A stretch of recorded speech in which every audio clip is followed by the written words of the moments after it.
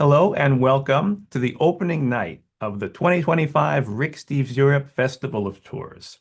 This evening, Rick will regale us with a history of our tour program and a look at the flagship Best of Europe itineraries. My name is Ben Green, and I will moderate tonight's presentation. Behind the scenes, answering your questions in the Q&A and adding a list of links in the chat are my knowledgeable colleagues from Tour Sales, Jen and Emily. Additionally, soon in the chat, you will find a link to our tour giveaway contest form. Enter this one time during the course of this festival, and you will be entered to win a free 7-day city tour. I'll just note that residents of Florida, Puerto Rico, Rhode Island, New York, and Canada, due to local laws, are not able to participate. We will announce the winner on the festival finale, Friday, May 2nd. Additionally, as many of you know, we have launched our 2026 tours. They can be found on our website, and if you sign up through July 7th, we will offer an early booking discount of $100. Now, it is time to welcome our travel host, ready to share with us the best of your flagship tours and more, Rick Steves. Hello, Rick, and happy opening night. Ben, thank you. Happy opening night to you. I think I'm going to start my little party here with some nice red wine. And we got a good crowd logging on here. And we've got a good crowd of people dreaming about going to Europe. We just opened our 2026 tour sales a couple of days ago. Already, I understand 3,000 people have signed up. I heard our Scandinavia tours are nearly sold out for 2026. We never know what's going to be hot. It's really interesting, isn't it? I want to remind you that this is just the kickoff of a 2-week festival, Monday through Friday. This week and next week, we're going to be charging right through Europe. And I'm going to do kind of a general talk tonight. But then the other nights are mostly regional with a focus on 7 different parts of Europe. And at each evening, we'll have one of our staffers who are our tour coordinators from our office here. We'll have Lisa, Cameron, Robin, Dave Herline, Gabe, Colleen Schaefer, and then they'll be paired with a guide who does these tours in the field. And our idea is just to enthuse about these places that we're so excited to show people and hope that you'll join us.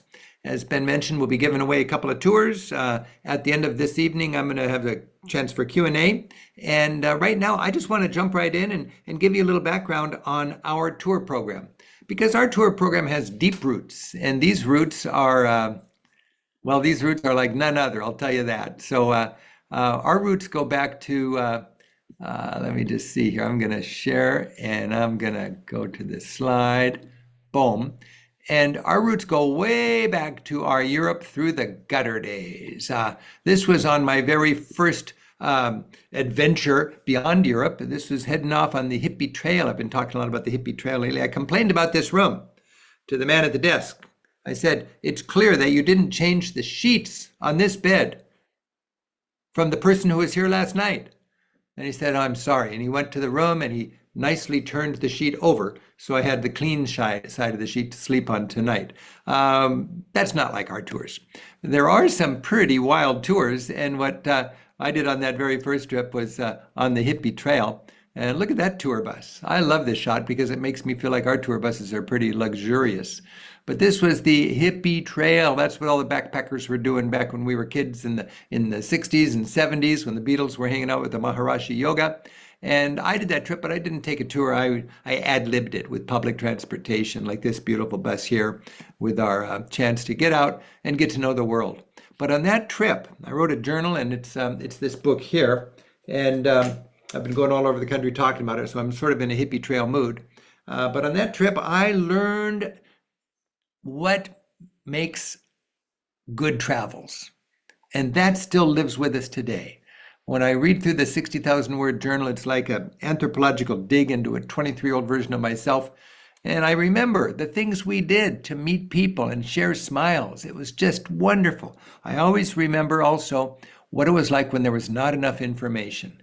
This is the bulletin board at the pudding shop in Istanbul that all the backpackers scrubbed through to see if there's anything helpful for them as they went behind the dark side of the moon, leaving Europe heading east from Istanbul. Well, I got home. I was so excited about teaching. I was a piano teacher. I gave my piano students away. I turned my piano recital hall into a lecture hall, and that was 1978. I started teaching travel instead of music. And man, oh man, has it been an amazing ride.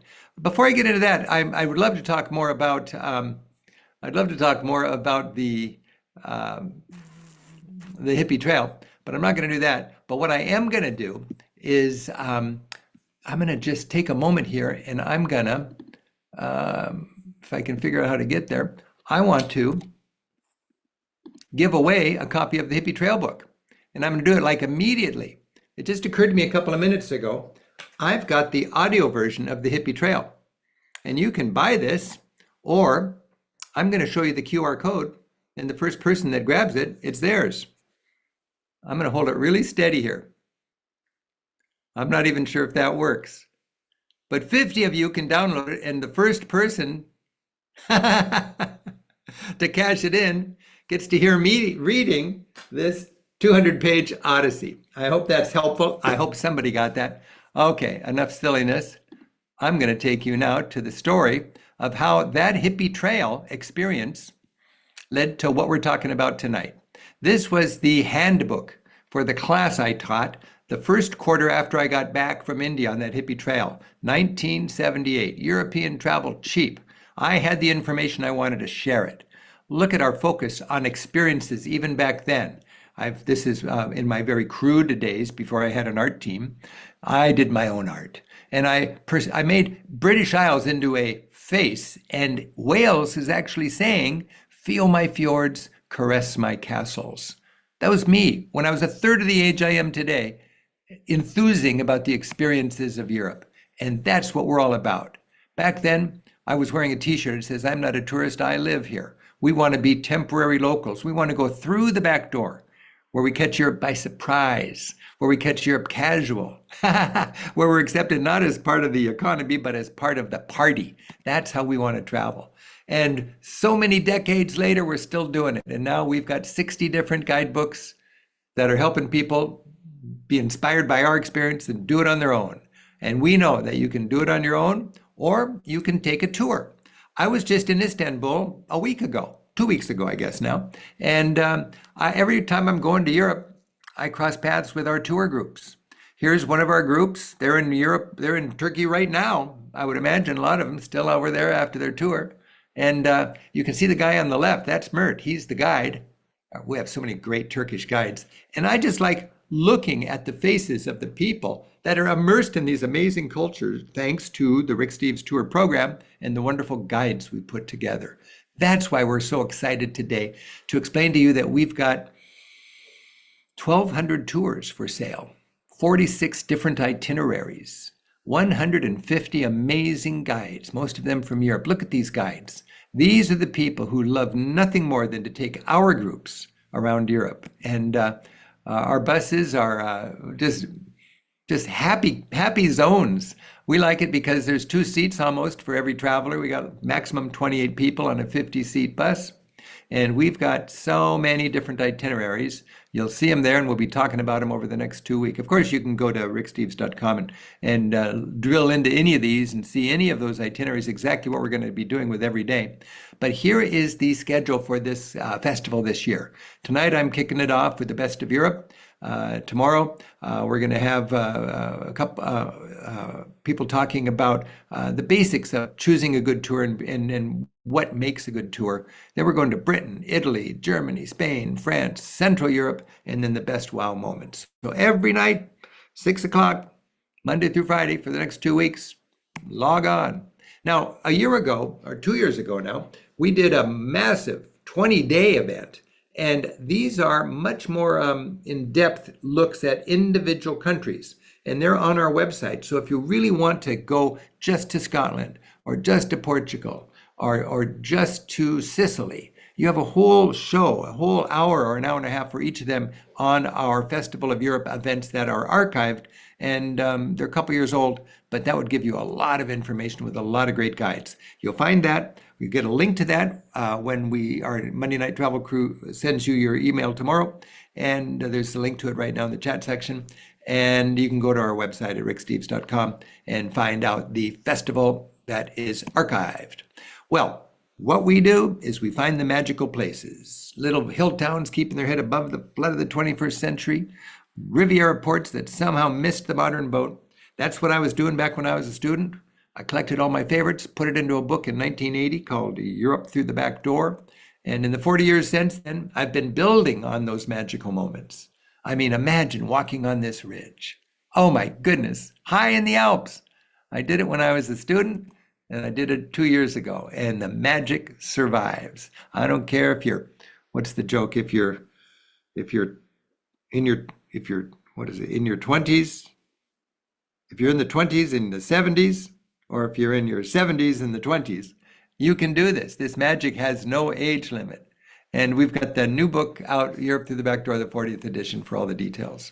Now, along with teaching people how to go on your own, we like to offer tours. And that comes from my very first experiences. I used to escort groups on Cosmos tours. And back when I was a kid, I didn't have any money. I got 20 people to buy a Cosmos tour, and they'd give me a free trip, free airfare, and I got to go along as the escort on the bus. That was fun because I learned out a lot about leading people around Europe as a kid. And I also learned the reality of mass tourism and how we could do much better. 50 people on a 50-seat bus, I can't believe it. Having people scrimped and saved for their dream vacations. And they got over there, and here they are in Vienna, listening to a Strauss waltz being played by local musicians in a royal palace. Well, technically that's all true. But it's been turned into a cafeteria belt for tour groups to come and go unnoticed as retired musicians play the Blue Danube nonstop all day long. And it's just not as good as it could be. Most of these people go home thinking it was all right, but they don't know what they're missing. We can carbonate the experience. That's what I learned. I was taking these tours thinking there's got to be a better way. This was bland travel. We needed to spice it up. So I thought, hey, I'll just do the driving and do the guiding and start selling tours. So I took for several years, I was just taking minibus tours, me driving and guiding with 8 people. The efficiency of group travel just really turned me on. I love the efficiency of group travel. 8 people sharing a vehicle, buying a picnic, having the picnic on the road to save time for more running around and free time, doing everybody's laundry at the same time. All the built-in beauty of group travel while maintaining the magic of independent travel. Right from the start, it was just girls that took my tours. I think it was probably because, it wasn't because I charged guys more. I think it was because girls wanted to have an adventure, but they felt a little safer together on a minibus. Whatever the case, great travelers, wonderful times, and it became quite popular. In fact, we had reached the point where we just thought, no, we've got to get a bigger bus. Here we have a minibus straightening up the Leaning Tower of Pisa. And here we have a big bus still straightening up the Leaning Tower of Pisa. 20 people on a bus, why not? There was no way to grow unless we put out the big bus. And I think about it, back in the old days, I was the only guide. It was 8 people on a bus. They could do 4 tours a year. There'd be 32 people a year. Today, we have 150 guides, we have 46 tours, we have 1,200 departures. Last year, we took 33,000 Americans on our tours. Most of them were return customers, and I'll tell you, it is the most gratifying work. Way back, I had a manual like this, and I would leave it around in the lectures. This is the tour manual. I hope people would thumb through the book, the manual, and like what they saw and take the tour. Time and time again, they thumbed through the tour manual, like what they saw, and they stole the manual from me. They wanted to do it on their own. So I thought, okay, that makes sense. It should be available for sale. So the next year I took this is our 20 Europe in 3 weeks itinerary. It's what I'm going to be talking about later on in this evening. I took that tour manual and I put into it everything I knew about how to do these tours on your own without us as tour guides. And it was the manual for the tours, but it was also a do-it-yourself manual for doing Europe. And my publisher picked it up, and this became a series. And all of these were the handbooks for the tours that we led, and all of these were designed so you could do our tours without us. The focus was on using your time smartly. That's fundamental. Arthur Fromer, bless his heart, he was all about saving your money. Europe on $5 a day. I'm all about saving your money too, but also your time is a precious and limited resources. And my 22-day books were about using your time smartly. Well, now we've adopted the 22-day title. We've still got the focus on using your time smartly, having maximum travel experiences for every mile, minute, and dollar on your precious vacation. And we've got a crew of 100 hardworking, mission-driven, wonderful colleagues here at Rick Steves Europe, helping us publish these books, produce and offer our TV series, and of course, put together our tour program. I like efficiency. I'm an independent traveler, and I feel very proud of our tours because I know that if you don't mind sharing the experience with 25 other people, you can, for about the same amount of money, experience 50% more per day and let somebody else do the driving. It's really quite a remarkably efficient way to go. And I'm just so committed to the efficiency of organized travel. And we run our buses like a tight ship. I mean, punctuality is critical. If you've been on one of our tours, you know we travel as efficiently with 24 people on a bus as people travel a family of 5. Everybody's on time. That's the only way you can do a tour. Everybody looks out for each other. Everybody listens carefully to the guide. The guide respects their time, and we enjoy the economy of sharing a bus. If you put 25 people under the bus, that's far cheaper than 25 people buying train tickets or renting cars. And that's how the tour company can be both viable and a good value. Since the very beginning, we were into anything we could do to make people thankful that they were on a tour instead of going independently. For instance, in the old days, before the euro and before ATM machines, it was a big deal changing money. You couldn't do anything until you crossed the border and went to a bank or a change desk and changed money. Well, we gave everybody a cash pack before getting on the bus. So if you're taking one of our tours, you got a $100 cash pack giving you $20 worth of paper money from 5 different countries. So when we crossed the border, everybody could function right from the get-go. That's an example of tapping into the efficiencies, the wonders, the beauties of organized travel. And we are masters of that now. From that very beginning, the way we run our tours these days, people just go, yeah, baby, I'm surfing on the top of a very efficient travel experience because Rick Steves Europe knows how to make it efficient. And we know it's never too late to have a happy childhood. We know that age only matters if you're a cheese. These are 2 slogans my groups taught me a long time ago when I was usually the youngest person on the bus. But we love to have young at heart people of all ages on our tours. So our tours are guided by tour managers. We call them tour guides, but in the business, they're called tour managers. And then we have local guides in Europe that we meet up with. But I love the thought that our guides are teachers first. They are looking out for the needs of the group. They're in charge of putting together an efficient trip. Look at those wonderful faces. Look at those wonderful guides. I'll tell you, I am so thankful for the passion and the talent and the hard work of the guides that take our groups every year. And I get to meet them all the time. And they help us out all the time. We were just in Rome and we were just in Istanbul last month filming, making new TV shows. And our tour guides were right there helping us out. Next week, I'll be in Barcelona. After that, I'll be in Prague, and I'll be in London after that. And every day, I'll be connecting with these guides as they help me update the guidebooks and make the tours better and scout for scripts for our TV series. Every country in Europe, we've got them. We've got wonderful guides. And those are the guides that are with you from beginning to end, that meet you the first evening, give you your orientation walk, make sure everybody knows what time the bus is leaving in the morning, make sure everybody gets a room assignment, and so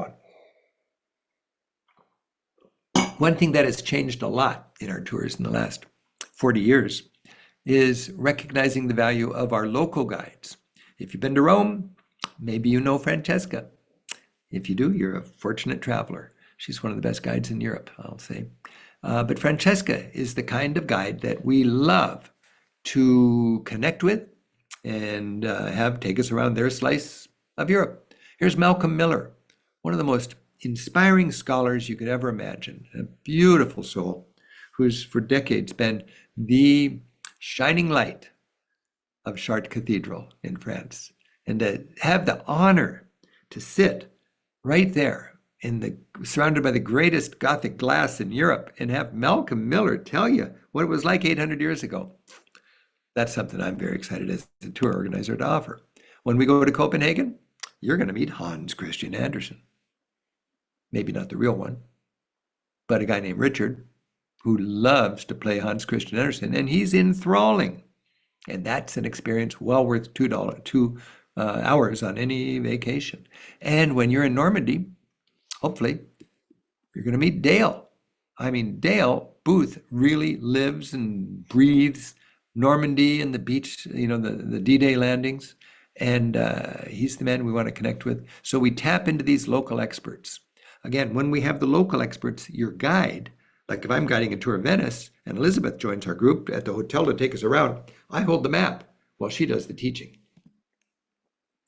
We wrote the book, literally, on each of these countries in Europe. And when you take a Rick Steves tour, you get a copy of the book. And your guide expects you to have it because the guide relies on it, because we are teaching and inspiring our travelers to be independent travelers, as well as savvy travelers getting the most out of their tour experience. In other words, we expect people to have the book so that they can use the book smartly on their free time. You can see this time. I have cut the book up with a razor blade, stapled it together with industrial strength staples to make that book small. And with that, we can be packing lighter. I'm heading off in a couple of days. In 3 days, I'm heading off on a lecture tour and then going to Barcelona. But I'll have my Barcelona book, I'll have my Prague book, and I'll have my London book. And I'm in Prague for 4 days. I don't need the whole book. I'm going to be researching on these pages. So I cut it in half, and I've got this part with me. And I just really like to be traveling with the books, but light and mobile. One thing we really like to do with our tours is to orient and disperse. When we come into this little town where we stay on the Italian Riviera, Monterosso, we just arrived an hour earlier. We had a little downtime to settle into the hotel. Now, as a group, we're walking across the town to our restaurant for dinner. And the guide, in this case, it's me, makes a 6-stop walk from the hotel to the restaurant, stopping here, stopping there, stopping here, there, and there, to give you the lay of the land, some context, some confidence. So after dinner or tomorrow when you got some free time, you'll be in command of how to get the most out of that experience. This is Alfio, one of our guides in Sicily. And Alfio is actually teaching me and the rest of the people on the tour. I just took this tour myself to be a participant. It's so much fun. And Alfio's teaching us how to bargain in the markets. And here's a guide teaching our group how to use the subway in Paris. We really want to have our groups get good with the public transit. We want to be temporary locals. I'm not a tourist, I live here. Well, these are the points that we work on with our annual summit. And every year we try to get together with our guides, every 18 months or so. And we fly them to Seattle. And we have roundtables. And we debate every day of every itinerary with the guides who do it. And these are long, drawn out sharing periods where we really, really have fun learning from last year's experience, sharing the lessons each of us learned from our wins and our mistakes, and then coordinating so the next year we have our act together from using our time smartly. Every tour, every guide has a tradition of writing out exactly what's going to happen the next day and posting it. And every hour is carefully figured out on a Rick Steves tour. It's really, really exciting when you've got 25 people to get the most out of every day and every hour. In the winter, lately, I've been meeting a group of people who want to be Rick Steves guides who are new. This is called our Guide Mentoring Tour. And in a case like this, I think you could say all of these people are established, professional, European tour guides. They work for other companies, but they want to work for our company. They want to be paid up front. They don't want to live off of tips, kickbacks on shopping, and commissions from selling optional sightseeing tours. That's demeaning to a tour guide. It puts you at odds with your clients, And it would make much more sense to charge what you should at the beginning and then pay your guides up front a very good wage and have no tips and have all the sightseeing included and have no kickbacks on shopping and let the guide then be the best friend of the people on the tour because the guide has made all the money up front. They can't make another penny and they're just there to celebrate their country and give people the best experience possible. This is drinking the Rick Steves tourism Kool-Aid. And these guides have to embrace our style of travel in order to be guides on our tour program. That's to a great degree because 50% of the people who take our tours are return travelers. Many, many people have been on 8 or 10 of our trips, 12 of our trips. Some have been on 20 of our trips. They know the standard of our guides. And they want last year's guide, but they know they're not going to get last year's guide because they're in a different country. And they know from their experience that the next guide will be just as great as the last guide. I'm so thankful for the caliber of guides that we're able to offer. And that's why I go to Italy in the winter. And I put 20 people on a tour. I'm the guide, and all these professional guides are the tourists. And I take them through the boot camp for being a Rick Steves tour guide. How do we calm anxiety? How do we give our history and art lessons the so what test? How do we incorporate group think to make being in a group a bonus instead of a problem? How do we orient and disperse so people should do what they should do together and have free time to do what their own interests will take them to? How do we talk politics in this complicated age? Lots of fine points of leading a tour, and our guides grapple with that. Addressing anxiety. How many miles are we going to go the day after tomorrow? Are tips included? Yes, you don't need a tip. What about this freeloader on our tour? Why is this guy? Well, we introduce the guy. We talk to them and they say, hey, he's just a traveler. He wants to take our tour for an hour here. I told him he has to stand in the back and not ask a lot of questions, but he's welcome. His name's Jerry. All right, now you took care of that anxiety. That's not a stranger anymore. He's a new friend. How long till the next rest stop? All of these things really help to be mindful as the tour guide. One thing I drill into my guides is that the more that we can more understanding we bring to our sightseeing with our groups, the more rewarding that will be, the more memorable it will be. It's really important to give people context and to remember that cliches are all potential teaching moments. When you go to a windmill, sure, you're going to go to a windmill, but it's more than a photo op. This is how the Dutch prospered. This is how the Dutch employed their ingenuity centuries ago in a land that had almost no natural resources. All they had was wind. They harnessed that wind. And by turning that sail to harness that wind and then through a bunch of gears to turn that Archimedes screw at my feet there, they would pump the water from below, up and over the dike into the sea, draining all of that seabed and then turning it into lush and fertile farmland. And the Dutch would prosper. Wow. Now when you climb that creaking oak structure during a good stiff wind and those sails kick into gear, you go, yeah, those Dutch, oh baby, Archimedes screw. Hey, everybody should try a little bit of wild boar. You go to the butcher, you buy 25 slices and everybody gets one. If you're a vegetarian, you don't get one.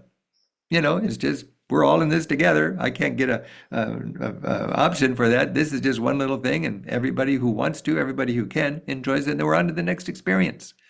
Every experience, everywhere you turn. To stand on the rubble of Rome, oh my goodness, and to be able to resurrect it, to explain to your groups, yes, Rome, it lasted 1,000 years, from 500 BC to 500 AD. It grew for 500 years, it peaked for 200 years, and it fell for 300 years. You are sitting on the rubble of Rome. And Rome at its peak no longer meant the city of Rome, it meant the entire civilized world. Anybody who spoke Latin or Greek within the walls of Rome, they were civilized. Everybody outside of those walls, barbarians. Rome. To tell stories of Rome with your group sitting on the rubble of a collapsed temple, 2,000 years old. That's good work. Museums can be exhausting. Just because a museum's big doesn't mean you got to see it all. Here's this shot I call The Victim of the Louvre. With a good guide, you cut through the superlatives. You know the attention span of a group. How many Madonnas and children can you enjoy before you wouldn't get out of the bus to see a Raphael? You select the best and you explain it in a way that gives it meaning. And then the Louvre becomes rewarding. Before stepping into a Gothic cathedral, you teach your group how to make a Gothic cathedral out of tourists. It takes 13 tourists, 6 buttresses, 6 columns, and 1 spire. And the guide gets to explain the purpose of flying arches with the buttress, the purpose of pointed arches instead of round arches, to open up the windows so you can have the interior just filled with glorious stained glass light. Oh man, when their structure's all sturdy and in place, that spire hoists herself up and you have the essence of Gothic architecture. And then you step into a Gothic church like Sainte-Chapelle, and you can see those columns, those pointed arches, those glorious windows, and it all makes sense. It all makes sense. When you see that aqueduct, you know, with the Rick Steves guide, that that's not just an aqueduct, that's the most scenic aqueduct in a 30-mile-long structure built by Romans 1,800 years ago to bring water into the city of Nîmes in the south of France. Wow, water flowing 30 miles in a man-made river on top. You can even walk through that river. Engineered so it loses 1 inch every 100 yards for 30 miles. That's a goosebumpy experience. We do talk about politics. Now, the standard conventional wisdom among tour guides and tour companies in Europe: don't talk about religion, don't talk about politics, and don't talk about soccer, because it just gets people riled up. I don't buy that. I don't require my guides to talk about politics, but I encourage them to think of a way to thoughtfully share their political realities. If you're tooling around Ireland and you come into one town and you don't see any Union Jacks, you see the Irish flag. In Northern Ireland, you're seeing the Irish flag and the Palestinian flag on the flagpole at the post office. Shouldn't somebody tell you what's going on here? Why do the Catholic communities in Northern Ireland, Ulster, ruled from London by Protestants, why do they have Palestinian flags next to the Irish Republic flag? And then you go to the Protestant town nearby, and you go into the fish and chip shop, and you see a Confederate flag in a town that flies the Union Jack. Well, think about it. You got settlers, you got minorities, you got hateful baggage from difficult times that they're trying to sort out. In one community flies the stars and bars, and the other one flies the Palestinian flag. Our guides can explain that, and they should. Crowds are another big challenge with travel, and it's getting crowded. I just got to tell you, it is getting crowded, and we work long and hard to figure out the best mix so our travelers can see the important things. This is tourists in the Raphael rooms in the Vatican Museum. We can see the great bits of Europe without getting crushed by the crowds. Half the battle is making reservations, which we do for our tours, and half the battle is visiting not when everybody's there, but in the off hours. We take our groups in when everybody else is leaving. Here we have the Acropolis in Athens. Everybody's leaving, that's when we go in. Makes so much more sense. It's cooler, and the whole place is ours. Why not? You know, you hear stories nowadays of touristy towns angry with so much tourism, over-tourism, noisy tourists stampeding through their towns. They're throwing tomatoes at tourists. They're squirting squirt guns at them. Well, yes, they're doing that, but not to all tourists. They're doing it to bad tourists. Bad tourism is the kind of tourism that stampedes in from a cruise ship or from a hotel hours away. And then they just run the town ragged. They see the famous sights. They buy a postcard. They leave garbage, and they get back on their bus or they get back on their cruise ship and go somewhere else. That's not appreciated. Our tourism, we spend a night. We buy dinner. We're thoughtful. We're high-minded. We're polite. We're considerate about the local customs. Our kind of tourism is not only favored, it's treasured by towns all over Europe. Routinely, I get invited into the mayor's office like this in Rothenburg, and they give me a thank you meeting. They give me an award. They give me gifts to take back to my staff because we're buttering the bread in that community with good tourism. A Rick Steves bus in Europe, even in a touristy town, is good tourism because Venice needs people to spend the night. Amsterdam needs people to spend the night. Bruges needs people to spend the night and buy dinner, and that's what we do. I think it's important when you think about taking a tour to think about what kind of people are you going to be sharing the bus with. We shape the clientele, frankly, by the standards that we set. We're not a shopping tour. We're all for one and one for all. You don't get special treatment if you're high maintenance. You get taken care of, but you don't get special treatment. You carry your own bags. It's not a shopping tour. It's not wrong to go on a shopping tour. It's not wrong to want somebody to carry your bag from the bus to your room, but we don't do it. That's what everybody does on their own. And that scares away a lot of people who tend to be high maintenance, and it leaves the people who are left wonderful people to travel with. I honestly enjoy the people that take our tours. So do our guides, and so do our tour members. You got to remember, you'll walk with your bags. You need to be mobile. This is Lisa with a tour that I took my family on a long time ago. And we are walking to the bus because the buses cannot go into the centers anymore. But we want to keep our groups in the centers and hotels in the center. Now, instead of traffic jams and honking horns, you hear the song of birds in the morning and bicycles, and people are on foot. The cost, you have to walk a few blocks to get to your bus because the bus can no longer get to the hotel. I'm okay with that because we've got groups that are mobile. Wheeled bag, carry it on your back, whatever's comfortable, but recognize that nobody takes a Rick Steves tour to start with more than a carry-on bag, 9 by 22 by 14 inches.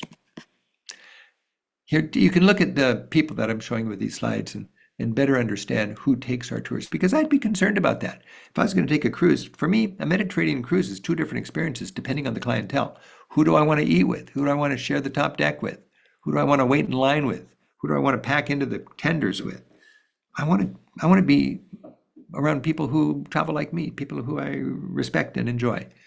The kind of people that take our tours are exactly that. I mentioned being mobile. Here we have 6 people from one of our Rick Steves tours and leaving the bus in the Italian Riviera to get onto the train because we're sleeping in a town that the bus can't get to. And you got to take your bag and get on the train. Cinque Terre. And look, they've all got these cool little bags on wheels with their little day bags. The big bag you leave under the bus. You leave it at the hotel. You lock it up at the train station, leave it on the cruise ship, leave it in the back of your car, whatever. And you're out and about with the little bag. Right here, it looks like everybody thinks if they don't use a Rick Steves bag, they might not get a good room assignment. It's not the truth. You'll get a fine room assignment. But you'll be happy if you have one of these bags because they're designed for this kind of travel. This is the standard of our rooms. Nothing fancy, but certainly not roughing it.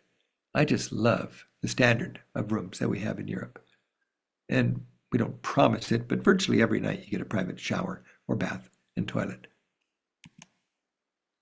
Most importantly, you get a small family-run hotel, not a big chain, not a high-rise hotel. You get a hotel that knows your guide, that looks forward to the group, that is part of the family, that bends over backwards to make our guides work easier so things go better. This is one of our hotels in Rome. I just love the folks at Hotel Lancelot, and we've been going there for 20 years. I just love it. This is Roberto. I've known him since my son Andy was on our shoulders. His daughter and my son were on both of our shoulders, and that was 30 years ago. And Robert is still welcoming our groups in Venice. As a proud hotelier, these people are part of our family. This is the Steiner family. 3 generations now. They've been serving our groups in Austria, in the Tyrol. Frau Steiner. Yes. And our buses with our wonderful bus drivers. Oh, I just love Hilda here. And we've got beautiful, safe, modern buses, wonderful professional drivers who know how to get us from town to town and city to city safely and smoothly and comfortably. The bus is our home. we take good care of it. And as I mentioned, you've got essentially 2 seats per person. There is plenty of room on the bus to stretch out. That's a beautiful thing. Think about it. Our tours are 24 to 28 people if they're full, and most of them are. And the buses are 50 seats. So you got lots of room to stretch around. Our guides use the bus as time well spent. We'll review the day's plan. Here's Tara explaining to her group what goes on day 4 on their Best of Germany, Austria, Switzerland tour. Looks like a fun day, Tara. And your guides love to feed the groups with the best local ingredients and cuisine. Life in Spain is too short to eat mediocre ham. You've got to go with a good ham. Jamón ibérico. I am a happy tour guide if I can buy a plate of ham and everybody gets to try a piece. It's quite expensive, but it's really, really good. Excuse me, I just want a moment with my ham. You can have a little sip of wine. Yeah. Ingredients. That's what makes European food so remarkable. And I think a good traveler knows that if they go to a good restaurant, you can know what month it is and where you are just by looking at the menu. That's what we strive for. Eat with the season and eat what's grown locally, a 0-kilometer meal. Signor Grammatico knows that. Here we are in Sicily, gathered around. What a feast, baby. This is my kind of group meal, I'll tell you. By this time, our group knows each other. We know a little bit about Sicilian culture, and we're visiting a beloved chef here who loves nothing more than to cook for American groups. But it's not mass tourism. This is boutique tourism. This is the discovery of one of our Sicilian guides, and our guides are great at finding beautiful experiences and sharing them. Here I am with Ben from our tour department, and this is a tour that Ben and I did together a few years ago, and it's on the Italian Riviera, and this is our chef at Ristorante Belvedere. And I asked the chef, do you have just a minute to come outside before our group goes in and tell us what we're going to be eating? To meet the chef, to honor the chef, to give the chef a round of applause, to let the chef explain what and why we're eating, and then to go inside and have the time of our lives for dinner. That's a good experience. I drill into my guides that the meals are critical. The meals, you are working if you're a guide during the meal because you got 25 people that are going to have a lifelong memory out of this dinner. We like to eat locally. Of course, when you're in the Netherlands, you'll try the herring. You'll get used to you won't have to get used to it, but you'll understand what the herring's all about and you'll enjoy some great herring. When you're in Burgundy, you're going to try the escargot. You don't know if you like escargot if you've never tried it in France. You don't have to like it, but you got to try one. I just love buying a couple dozen escargot for one tour group. Everybody tries one. Tomorrow, half the people go, I'm never going to have another one. And half the people go, I'll have half a dozen for myself. Escargot in France, now you know. Barnacles, those are ugly. Barnacles in Portugal, yeah, baby. Wash it down with local beer. It's Portuguese. In Scotland, our guides love with our drivers to plan a little Scottish festival of Scottish taste treats. And we pull over in a scenic spot and we have a little picnic, sampling all the traditional Scottish specialties. I've been talking about experiencing Europe. And that's, a good guide knows that that's how you carbonate the travel experience. You pack it with experiences. Everything can be a teaching moment in an unforgettable experience, or every possible opportunity to learn something and have a memory is embraced. My philosophy of travel I've just put together in a show that I'm very proud of. It's called Experiencing Europe. And it's airing all over the country now on public television. You can see it with your PBS app, or you can, you should know that you can go to ricksteves.com and go to school on our website. I mean, everything's free on our website in the way of information. You can see every TV show we've ever made, including our newest shows, our Portugal Hour, our Poland Hour, our Iceland Hour, our new Symphonic Journey that's just from the Cincinnati Pops Orchestra. It's just out and it's playing all over the country. And you can watch it right now. Just go to ricksteves.com into the TV section, look under the specials, and click on Symphonic Journey. And the teaching video is a 1-hour lecture made to feel like you're traveling in Europe because it's artfully filled with video clips. And it talks about my philosophy about travel, whether you're taking a tour or on your own. Don't miss experiencing Europe. I'm going to take just a little time now and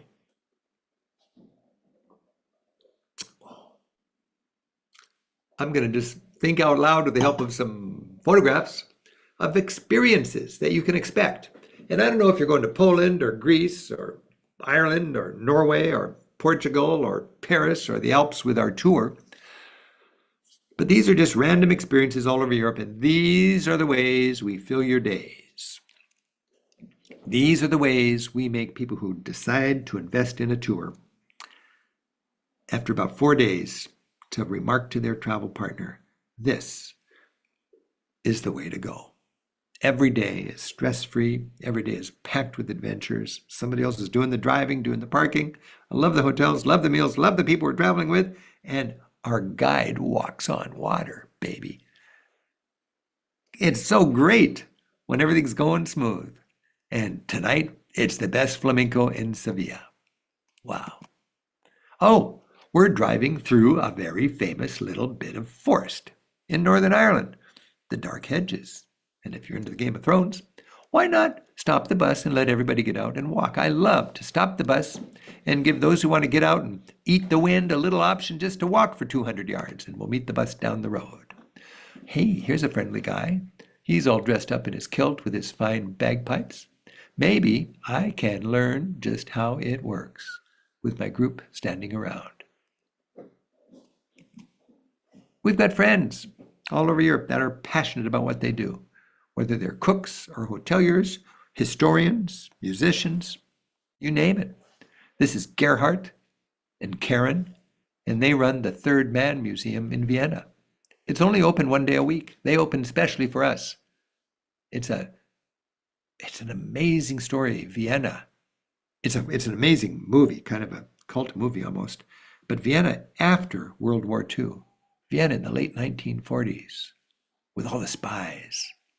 Oh man, it's a great museum, and Gerhard and Karen show us around themselves. It's nice when we're in Haarlem and we're having our Indonesian dinner to know that after dinner, if you'd like, there's a pipe organ concert. Look at that pipe organ. Oh, to sit there in that marvelous church and hear that pipe organ. There's nothing like it. Absolutely nothing like it. It's free. It's just down the street from our hotel. Your guide knows what's happening and what's just around the corner. Tonight, the lasers are lighting up the Gothic Cathedral in Rouen. We're going to go after dinner and just sit in the park in front of the cathedral and watch the laser show. Your guide knows when this is happening. You're not going to be watching TV in your hotel room. You're going to be out lapping up Europe. Here, Nikki knows the Greek Orthodox priest. I think his name is actually Dionysius. And he asks us, do you know incense? Do you understand how we create a special sacred mood with the incense? And we get a whole lesson on incense. Or you could meet a Capuchin monk. I love nothing more than to make friends with a Capuchin monk and buy him a cup of coffee, which happens to be a cappuccino, named after his cowl. Just last week, we have groups in Sicily enjoying the procession of Holy Week leading up to Easter. This is in Sicily. Oh, I was right there with a group. And I just got an email from one of our guides that enjoyed this same exact procession. These are carried by men. You can see these guys in the foreground. There's like 20 guys under that float, trudging along as they have for centuries in that community, swaying, boom, boom, boom, to the drum beat, boom, boom, and walking miles for hours through the town as everybody gathers. And we're there celebrating.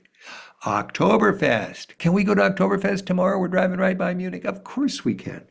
Get up early, get in a little late, park the bus 2 blocks from the fairgrounds. Your guide takes you in, gives you an orientation, remembers where you're going to rendezvous, and you have your Oktoberfest experience.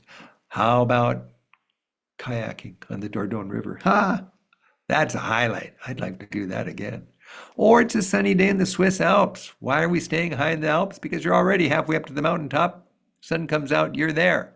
Here's Ben orienting the group, and then they have the time of their life. So do I. Are we going to go over that bridge? Isn't that scary? Yeah, but we're going to do it. You don't have to do it, but you'll do it. We'll egg you on, and you'll be glad you did. There you go, across the bridge from the ruined castle. The castle that's been in Rick's book for 40 years. That was in the very first edition, Ehrenberg Ruins. We go to there to this day. But now we know the architect who excavated the castle and has turned it into an amazing visit.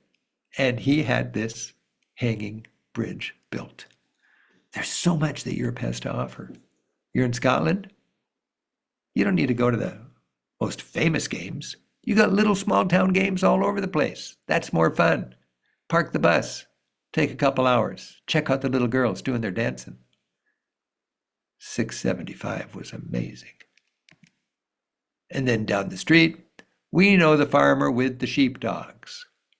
I love to see the sheepdog demonstration. That dog rules the fields. And he bullies those sheep right where they're supposed to be, according to the whistle of his master. And we happened to be there when there was babies. I never realized I would go gaga over baby sheepdogs, but I did. I almost smuggled one away in my coat. It was so sweet. Oh, I've got my favorite crystal glasses from Dingle. This is Chandelet, the Dingle Crystal Works, a famous crystal cutter who does beautiful work, and our groups can drop in. We go to these kind of little artisan celebrations and demonstrations and factories all over Europe. Our guides in France know what time the hunting dogs are fed at the local chateau. The nobleman loves his hunting, he loves his dogs. He got a pile of red meat dumped there. You see up above, I can hear the dogs yelping, but the master, he's got complete control. And those dogs only eat when he says, chow time, bam, everybody devours all that red meat. And we're right there, witnessing it. Cooking? Well, we're going to cook, and then we're going to eat what we cook. I love our cooking experiences on these tours. Took me a while to really become a believer in cooking experiences, but I think it's very good use of group time. Certainly a good memory. And I've never done a cooking class where I didn't enjoy eating what we cooked. When I look at this map of France, I think, oh boy, heat wave. I'm not very good at Celsius, but I do know 82 is 28. If it's 28 degrees Celsius, it's 82. Just flip-flop it, 2882 in Fahrenheit. And for me, living in Seattle, that's plenty hot. When it's all in the 30s, you know it's in the 90s. And it's probably muggy. And that's just a fact of life. There's climate change. A lot of Americans don't seem to care. I can't say Americans don't believe it anymore. We believe in climate change, but we're just too greedy as a society to do anything about it. So we'll leave it even much worse for our grandchildren. Right now, Europe is getting its act together, and they're moving forward without the United States. But in the last couple of months, we've decided, nope, we need to be richer. Screw the environment. Let's pull out of the climate accords. Let's bail out of every bit of leadership our great country is demonstrating. And let's just live right now while things heat up. A white elephant in the room among travelers is we contribute mightily to climate change with the carbon that we produce when we fly to Europe and back. As an ethical tour company, what we do is we pay for our carbon. It's nothing to brag about. It's nothing heroic. It's just baseline ethics. We should be taxed for our carbon. I make a lot of extra money it's a cost of goods sold that somebody should be charging me, But we don't believe in taxing for these kind of things in our country. It's just not good for business in the short term, but I think it'd be great for business in the long term. So to be ethical, what I do as the owner of this tour company is we have a self-imposed carbon tax. Scientists know it takes $30 invested smartly to mitigate the carbon we create when we fly from the United States to Europe and back. $30. I took 30,000 people to Europe on our tours last year. I made $1 million that I shouldn't have made. It's wrong. Actually, I didn't, because I taxed myself that $1 million. $30 times 30,000 is 900,000. Round it up to $1 million. Develop a portfolio of 10 organizations working in the global south to help farmers do their work, employing climate smart architecture or agricultural skills so that they can grow more food per acre while emitting less carbon. That is a beautiful thing. That is a low-hanging fruit of development aid, and that's something I'm so proud to be doing with our company. If you take a Rick Steves tour, your carbon for your flight is paid for. Every year, we spend $1 million divided between 10 organizations, most of them helping farmers in the global south do their work more productively while contributing less to climate change. That's what we look for. If you're curious about that, you can find it on our website. Just go to ricksteves.com/climate. Again, I'm not bragging about it. It's not heroic. That's just the beginning. We should be doing more. We will do more. But even individual travelers can make a difference. Anybody can look at our climate portfolio and donate $30 per person that you're taking to Europe in your family if you're not taking a tour. And you'll have the peace of mind of knowing that you are traveling in a carbon neutral way. Please, let's get serious about climate change, because I want my little grandson to enjoy traveling in an inhabitable Europe. And the trajectory is not very good. Forgive me, but how on earth can you have a hat that says "Make this country great" and then make our country small by taking American leadership out of the equation when it comes to the family of nations banding together to do something about climate change? It is well within our reach if we were just ethical and courageous and coordinated to stop climate change. But no, the United States is making it worse. Drill, baby, drill. You're still welcome on our tours, but you're going to be on a tour that is green as can be, and you're going to like it. By the way, if you know a tour company that is not doing this, let them know. As it says at the top line of this on my website, if you go to the climate check section, steal this program, don't credit us, and just start paying for your travelers' carbon. It's $30 per American going to Europe and back. Bridges. Look at this beautiful, beautiful bridge. What is the bridge an opposite of? A wall. There are walls and there are bridges. Every time I see a wall, I feel sad. Every time I see a bridge, I feel good. Walls are designed to make us safer.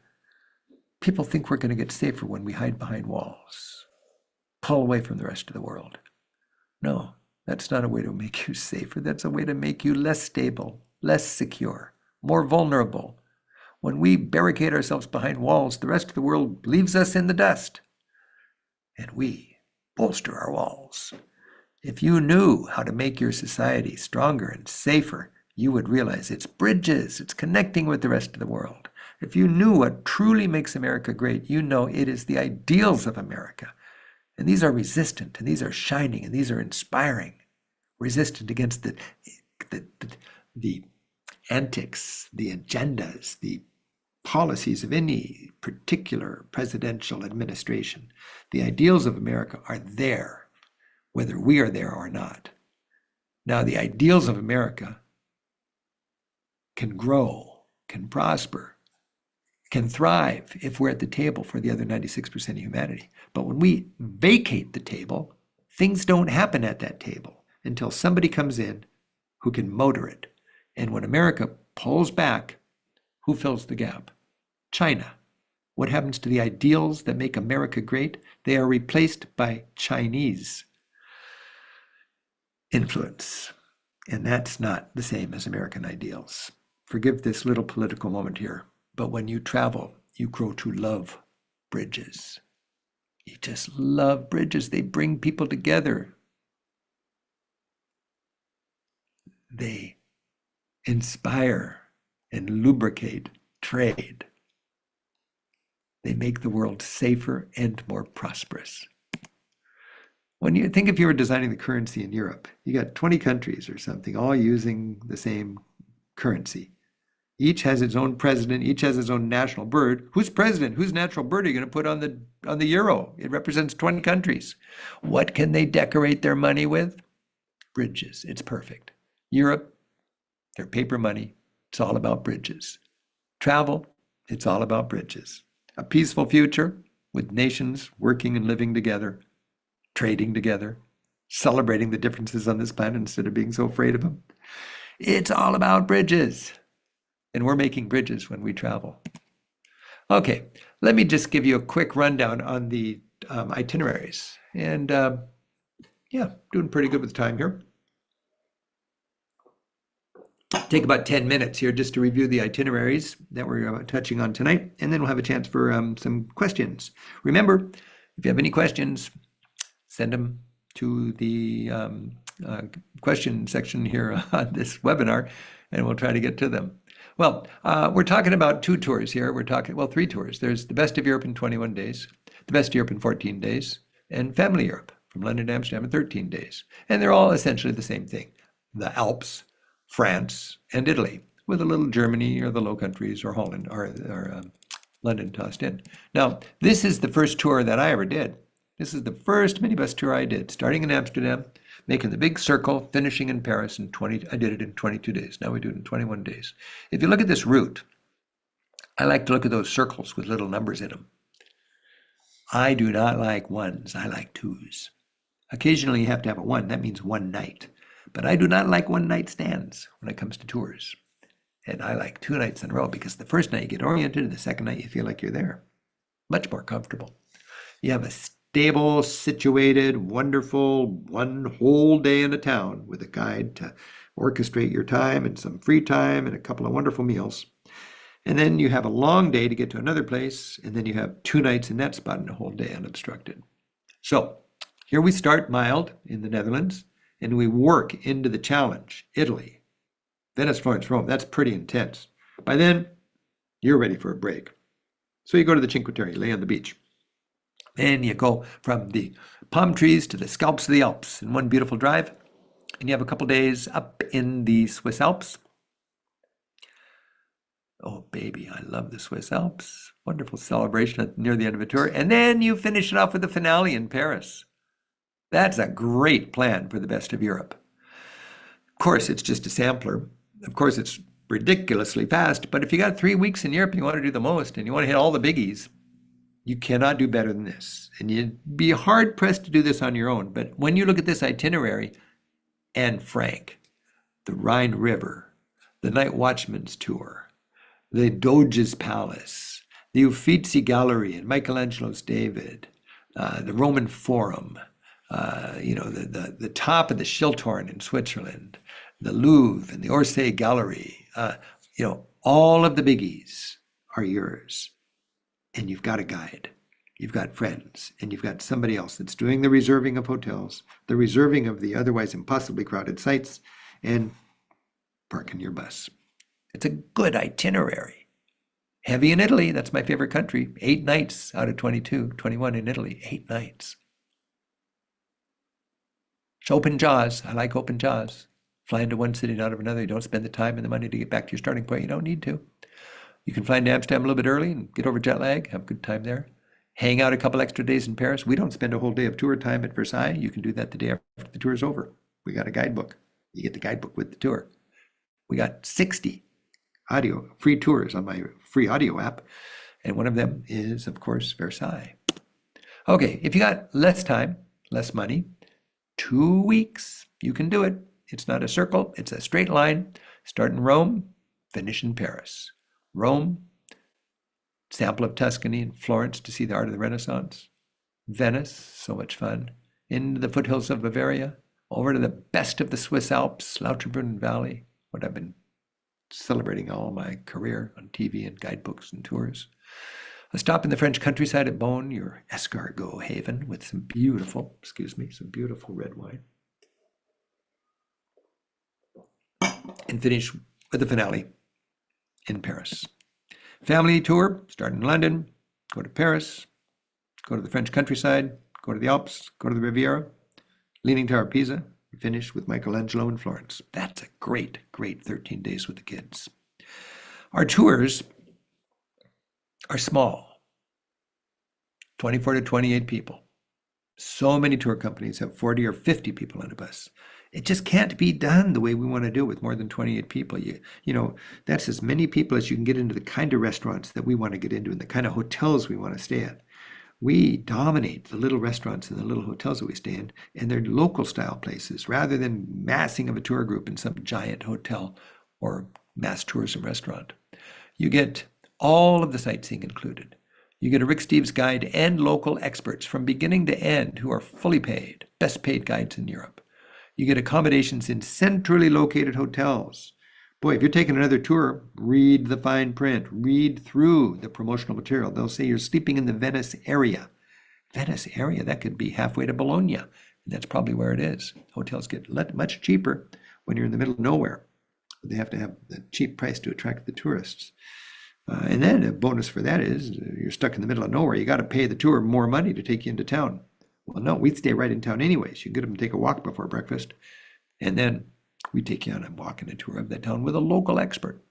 All the breakfasts and many of the other meals are included. All the tips, so you know your driver's well taken care of and so on. And of course, a Rick Steves guidebook and a money belt.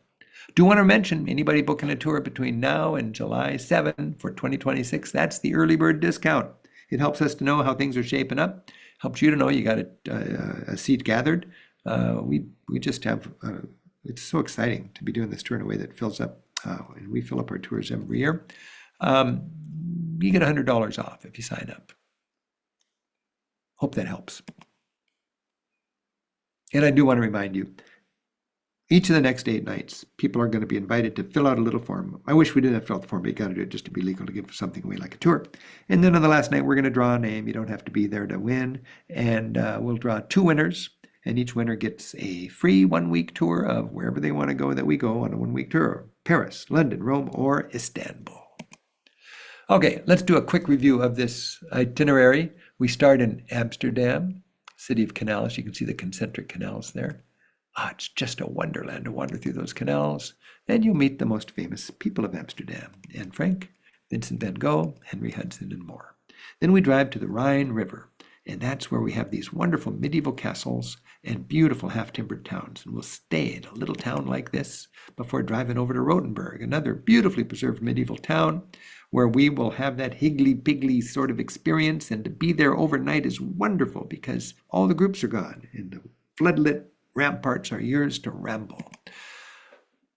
We love it when people join the Night Watchman. Every time I'm in Rothenburg, I take the Night Watchman's tour. His name is George, but of course he is the Night Watchman. He's so good. And then down to Salzburg. Love Salzburg, so did Mozart. And this is the main drag in Salzburg with all the cute little shops. On to Venice, the perfectly preserved fish-shaped island of Venice. We come in there like at the mouth. You can see that whole grand intestine winding through the city and dumping out at the Doge's Palace in St. Mark's Basilica. We stay right downtown, 5-minute walk from that tower. And you've got so many memories waiting for you in Venice. So many memories. 3 hours south, we get to Florence, cut in half by the Arno River with the Ponte Vecchio. And in Florence, you've got the architecture that kicked off the Renaissance. This was the ground zero of that cultural earthquake that ripped Europe out of the Middle Ages and introduced it to the modern age. It was a time of humanism. Leonardo da Vinci, Machiavelli, Dante, Michelangelo, so many great characters, all the class of 1500. Beautiful, beautiful paintings by Botticelli in the Uffizi Gallery. A guide's turn on is to take you into the academia and give you your context before you get to meet David. And then we go to Rome, the Eternal City. I was just there a couple weeks ago. It is amazing. And of course, you need local guides to sort out the complicated story of Rome. And Francesca and her team are always there. Here we have the building that gives you a feeling for the magnificence and the splendor of ancient Rome better than any other building, the Pantheon. I was just in Rome, as I mentioned. We were filming a TV show 3 weeks ago. I wouldn't really worry about the crowds in Rome or in Italy. I mean, it's always crowded, but there's plenty of ways to enjoy that city without the crowds. During Jubilee year, I would anticipate huge crowds at the Vatican. So that's the main thing. Where the pilgrims are going, there's 1 million people between you and where you want to go. But the rest of Rome is all just like a normal year. It's crowded, but it's doable. St. Peter's Basilica, all the beautiful night spots. It's cool. Then you need your vacation from your vacation. We drive up to the Italian Riviera, the Cinque Terre, the 5 villages. Here you can see a couple of them on the most rugged part of the Italian coastline. Can't even get your bus to some of these places. You got to leave the bus and take the train in. Vernazza. I love Vernazza. I'm going there on my vacation this summer. Vernazza. Where does Rick go on his vacation? Well, this year I'm going to Venice. I'm going hiking with my girlfriend in the Dolomites, the Alps of Italy. And then I'm going to go to Vernazza. Ooh, get excited thinking about it. Hiking from town to town, enjoying beautiful, beautiful seafood. And then you can zip up into the Alps. This is our home in the Alps, Lauterbrunnen Valley. And we like to stay in a little town halfway up the mountain. And when the weather's good, we are out there hiking, enjoying it, having a time of our lives with the friendly cows. Stopping in Burgundy for our escargot, the town of Beaune, on the way into Paris. And of course, Paris on the Seine River is just a welcoming place. If you've never been to Paris, it is the capital of Europe. I was just there. We just made a 1-hour special on Paris. I can hardly wait to share that with our public through public broadcasting. And Paris just never gets old. It's one of those 4 cities that really does deserve a 1-week vacation on its own. Again, those cities are London, Rome, Paris, and Istanbul, the 4 greatest cities for tourism in Europe. To stay put for a whole week. There's the Louvre Museum with its wonderful IMP pyramid entry. And it's a city where you just go, wow. All right, so there you saw what we just did from the Netherlands, home basing in Haarlem, near Amsterdam, just half an hour from Amsterdam, down to the Rhine, Rothenburg, Salzburg, Venice, Florence, Rome, Cinque Terre for a little vacation from your vacation, up into the Alps, stopping in Provence in the country, or in Burgundy, the countryside of France, and finishing with a grand finale in Paris. That's the best 3 weeks, 3,000 miles the Europe has to offer. If you got to do it in 14 days, that's what I would recommend. Notice there, 2 nights in every stop except for 1. There you go. Wow. Well, I was sort of in a groove there, just enjoying it myself, lost in all those images, lost in all those memories. I hope that you found it interesting. And Ben, I think it's time for another wine and some questions. Rick, that was magnificent. You had me at Hamon. Hamon, baby. Yep, I need some Hamon. Oh, well. Next time. Yep. We had a pierogi moment last week. We had a ham moment this week. We're on a roll. Hey, nothing. Boy, every country's got its pierogi moment. So true. Okay, we have a lot of questions. First one is from Liz and Sam. They are curious how Americans, Rick, are being perceived in Europe right now, and if the current political climate is impacting our tours at all. Well, I was just over there for 3 weeks. I'm going again for a couple of weeks starting next week. And I was curious about the same thing, Ben and Liz and Sam. Europe is disappointed in America.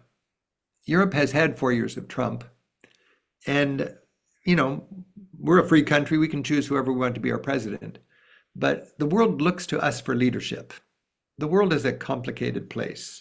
You know, and if we have a president that says, you guys aren't paying your way, we're not going to help you out, just do it yourself, we're going to take care of ourselves first. We have every right to have that attitude, but nobody's going to be able to pick up the slack if we're not there. And the fact is, we cannot go it alone, and neither can freedom. So Europeans, they've had hard history. They know what hard history is. And they would love America to be at the table. Having said that, there are big slices of European countries that have the same political division we have. They've got people who would trade away their freedom and their democracy for more walls and a harder approach to immigrants. And you see demonstrations of the base of wannabe autocrats like Orban in Hungary and Erdogan in Turkey. There's a, yeah. Um, so there's that same dynamic in Europe. So it's not really cut and dry. It's interesting. There's no reason not to go to Europe because of their political struggles and our political divisiveness. It's reality. There's one guidebook in America that outsells the Rick Steves guidebook to Italy, and that is the guidebook to Disney World. It outsells my book, and it doesn't surprise me because that's not reality travel, that's La La Land travel. And La La Land is a big market. More people will go to Vegas, Disney, Cancun, Caribbean cruise, back to Vegas, a little more Disney, over and over and over again. Nothing wrong with it. But if it becomes over and over and over again, and if that's your idea of travel, is just hanging out with other Americans in these well-worn touristic havens, that's a vacation, but you're not learning about the world. And it behooves us to learn about the world because we're part of the world and the world needs us.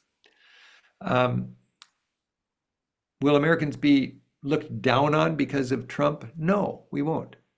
If you have Trump-like clenched fists, red hat, make America great, and America overall, we want to be first. If that's your attitude, you're not going to have a warm welcome in Europe, I'll tell you that. But, whatever your politics, if you just lay low and are a friendly person, you'll have a friendly welcome. Europeans do not judge Americans for electing a president that they can hardly imagine is running our country because they've done the same thing in their countries. They've all, not all, but so many countries in Europe have elected people who other people kind of go, really? So they know it can happen. Winston Churchill said, democracy is the worst system except for all the others. And you got to put up with this. Europeans miss us. They want us. They appreciate us. They know they need us. And when we travel, unless you make them feel otherwise, you're welcome and they'll treat you friendly, period. I had nothing but good vibes when I was in Europe over the last month. Your take is very important, Rick. Thank you. What travel trends are you seeing for 2025? Well, what's interesting is Italy is generally one of the most popular countries, and it's down this year. And I think it's down this year because there's a common wisdom that you don't want to go there during Jubilee or when it's really crowded with pilgrims. So people are cutting it some slack, are giving it a wide berth, and they're going to other places. I can understand that concern, but the fact is, there's parallel worlds, the pilgrims' world and the tourists' world. And it's crowded with pilgrims and it's crowded with tourists, but it's always crowded with tourists. So, you can go to Italy, but it is the disappointing country in Europe in 2025 for book sales and for tour sales. Still a lot of people go there, but more people are going to Scotland and Ireland and Portugal's really hot. A lot of people are going to Scandinavia that didn't used to go to Scandinavia. We noticed our Scandinavia tours for 2026 are already nearly sold out. Part of that is because Scandinavia is a merciful place when it comes to the heat of summer. You find a lot of Italians in the summer up in Scandinavia. Very true, Rick. You discussed the 21-day tour earlier, and that was my first tour. That was my introduction to Rick Steves. It's incredible. How has it stayed almost exactly the same over so many decades? What's the magic here? Maybe people are afraid to counter my judgment on our staff. I don't know, Ben. It's funny because it is remarkable how it stayed the same. I think I was kind of joking there. I think it is what I did back on that. We held up that blue booklet there from 1978. I was 23 years old then, and it's almost there. We had to shave one day off of it because Americans don't have enough time and money to go on the long vacations like we used to. So we have to make the vacation shorter to accommodate the American vacation. But fundamentally, it's the perfect look at Europe. I got no problem with a blitz tour of Europe. I just think if you want to do Europe, just don't do more than what can be done reasonably, and assume you will return. Don't try to see everything in Amsterdam, or you go crazy. You'll be burned out by the time you get to Paris. But it's open jaws, which I love. It organizes things in a beautiful way, balancing rural and big city, intense art, working up into Italy, time on the beach, time hiking in the mountains, grand finale in Paris. It's perfect.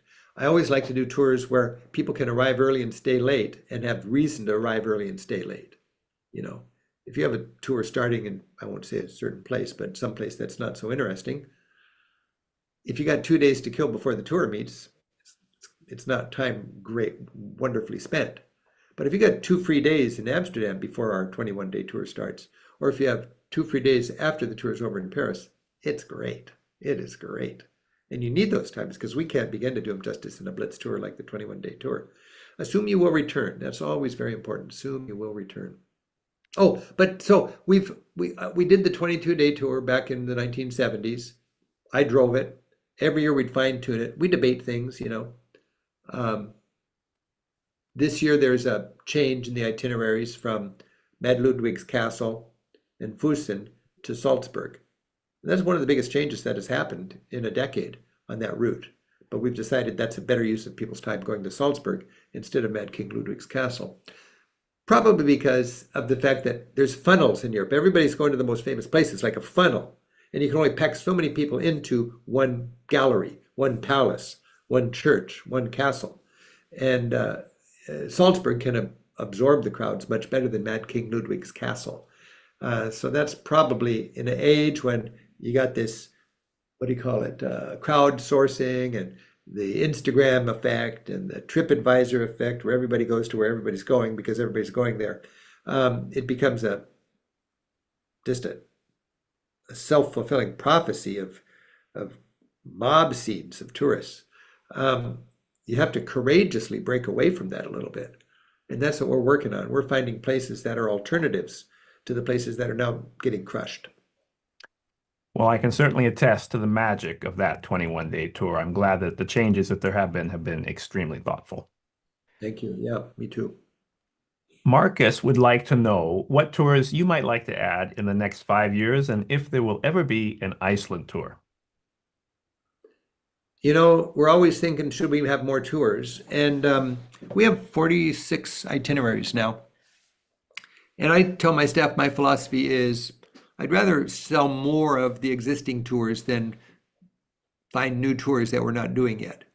I'm scraping the bottom is a little harsh, but in a way, if you look for another itinerary, it is scraping the bottom if it's not in the first 46 itineraries. So there's good tours out there still that we could be doing. But I would rather just figure out what are the bottlenecks and handle the demand we have for Portugal, for Scandinavia, for Scotland, for Sicily, for Greece, for Turkey, and so on. Those are great itineraries. And rather than doing another zone, I would rather say we've got the best, let's just sell more of the best and do it better. Having said that, I've always kind of dreamed of a Romania tour. It's like our Bulgaria tour. It wouldn't sell big, but it would sell good. I'm really thankful to have Poland in our Central Europe tours because I think it's really important for Americans to see Slavic Europe. Personally, I've had on my to-do list, literally, which always changes about what's to do and what I'm getting done. But I've had one thing on my to-do list longer than everything else, and that is work on the issues tour. I want to do a European issues tour, a political tour, spending 3 nights and 2 days in Copenhagen, Hamburg, Amsterdam, and Brussels. And each day, dive into issues with civic leaders in each town and not do all of the famous touristy stuff, but do what these countries are famous for in dealing with aging populations, in dealing with affordable health care, in dealing with refugees, in dealing with the rights of downtrodden minorities, dealing with infrastructure and taxation and democracy, and education and Alzheimer's and drug abuse and mass incarceration. These are very important issues that Europeans struggle with just like we do. And in a lot of ways, they've got it figured out more than we do. And we can compare notes. And I've been on junkets. I hate that word junkets, but I've been on educational tours for civic leaders where our mayor and our governor and our port commissioner and our Congress people would go somewhere, and I got to go with them, whether it's Shanghai or Stockholm or El Salvador, Nicaragua. I got to go with these groups and learn a lot. And I'd like to do that for the Issues Tour of Europe. So that's my personal dream. Iceland, no, I just don't want to do Iceland. It's a great island. You don't need a tour. You got a good guidebook, and it's not my kind of country to do with a tour. You wouldn't get the full benefit of Rick Steves' tour in Iceland like you would in Portugal or Sicily. It's a nature tour, and you don't need to have everybody sipping out of the same soup bowl for a nature tour. Everybody can go there and rent a car and have the time of their life. So it would be good to do an Iceland tour, but it'd be really expensive, and it's just not our forte. Like Greek islands, I wouldn't do a Greek islands tour either. I'll do the Greek mainland. I'll do Scandinavia. Rather than Iceland, I'd rather do Norway, Sweden, and Denmark. And I know you'd like to do the Baltics. I think we should do the Baltics. That'd be a good one. Oh, that would be great, Rick. I would be in heaven if we had a Ah, Helsinki and Baltics tour. But that Issues tour is pressing, I think. That would be fantastic. I hope that comes to fruition. yeah, I've got some good people that want to do it with me, and it's in my heart, and I think I'm going to pull that off in the next couple of years. That's very exciting. Yeah, thanks, Rick. I'll just ask one more simple question. John wants to know, Rick, which itinerary is your favorite? John, that's a good question. The best of Europe, the 22-day. It's the flagship itinerary. That's a really good one. The best of Italy. Italy's my favorite country. That's a good one. If you just want beef jerky of Italy thrills, the 10-day Venice, Florence, Rome tour is really, really good. If you want to be surprised by food, you can do the Sicily tour. But the tour that I took every chance I got, if I had a loved one or a family member that I really wanted to have a travel experience, I took them on the Turkey tour. It's so important for Americans to get to know Islam. And the more I travel, the more I just recognize the value of people with their own culture, with their own faith, to actually use that as a springboard to getting to know people who have different world stories, different cultures, different faiths, because we're sharing this planet, and it's a beautiful thing. And when you go to Islam, you become a much, much better citizen of the United States of America. And that's a whole nother lecture.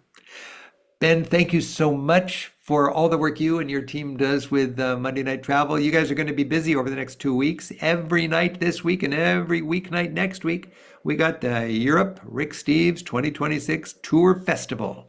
And I want to thank each and every one of you for dreaming with us. We're working hard because we take it seriously that 30,000 people every year trust us for their vacations. And just between you and me, we do a great job.